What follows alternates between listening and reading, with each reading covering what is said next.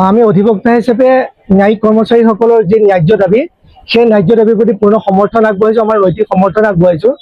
আমি জানো আমাৰ শক্তিশালী এখন গণতান্ত্ৰিক দেশ প্ৰতিষ্ঠাৰ কাৰণে এই ন্যায় ব্যৱস্থাটো এটা গুৰুত্বপূৰ্ণ ভূমিকা আছে আৰু ন্যায়িক কৰ্মচাৰীসকল আচলতে ইয়াৰ বুনিয়াদ স্বৰূপ। তেখেতসকলে গোটেই ন্যায় ব্যৱস্থাটো আগুৱাই নিয়াত মূল চালিকা শক্তি হিচাপে নেপথ্যত থাকি কাম কৰে।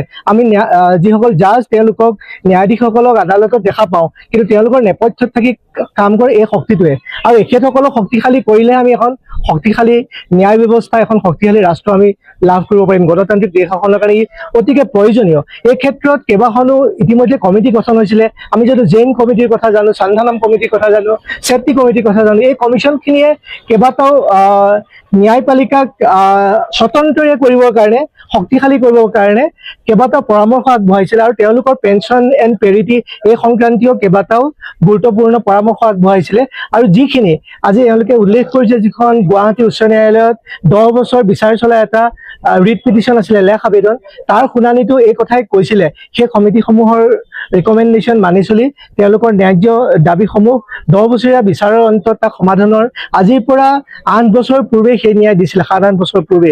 কিন্তু দুৰ্ভাগ্যৰ কথা সেইবোৰ আজিলৈকে কাৰ্যকৰী নকৰাৰ বাবে আজি তেওঁলোকে এনেধৰণৰ এটা কঠোৰ পদক্ষেপ ল'বলগীয়া হৈছে।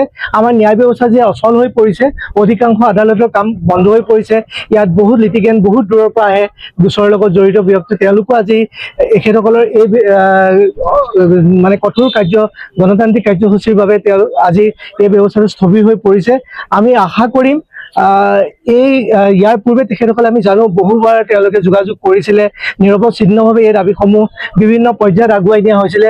কিন্তু কিছুমান ব্যক্তিৰ উদাসীন মনোভাৱৰ বাবে, নিৰুদ্বেগ ভূমিকাৰ বাবে আজি এই জটিল পৰিস্থিতিৰ সৃষ্টি হৈছে। আমি এখেতসকলৰ দাবীসমূহ অতি শীঘ্ৰে ঊৰ্ধ্বতম কৰ্তৃপক্ষই এই ক্ষেত্ৰত দৃষ্টি নিবদ্ধ কৰি অতি শীঘ্ৰে ইয়াক সুসমাধান কৰি যিহেতু দাবীসমূহ ন্যায়সংগত, লেজিটিমেট ডিমাণ্ড হয়, এইখিনি ক্ষেত্ৰত এক সুমীমাংসাত উপনীত হৈ ন্যায় ব্যৱস্থাটো পুনৰ গতিশীল কৰি তুলিবলৈ তৎকালীন পদক্ষেপ গ্ৰহণ কৰিবলৈ মই সংশ্লিষ্ট সকলো পক্ষলৈ। শদিয়াৰ পৰা ধুবুৰীলৈ, বৰাকৰ পৰা ব্ৰহ্মপুত্ৰলৈ সকলোৰে মাজত চিনাকি এটা নাম প্ৰাতঃ টাইম। থলুৱা ভাষা, কৃষ্টি আৰু সত্য বাতৰিৰ আধাৰত প্ৰতিষ্ঠিত খবৰ প্ৰাতঃ টাইমৰ প্ৰতিটো বা বাতৰি পুংখানুপুংখভাৱে চাবলৈ Facebook, YouTube, website, Twitter, Instagram আৰু ব্লগাৰ পেজত লাইক আৰু ফ'ল' কৰক। ধন্যবাদ। অসমৰ সংবাদ জগতখনৰ বাবে এক সুখবৰ। আপোচবিহীন ৰাইজৰ কণ্ঠ সাপ্তাহিক কবচ নৰূপ নসাজেৰে পুনৰ এবাৰ অসমৰ ৰাইজৰ মাজলৈ।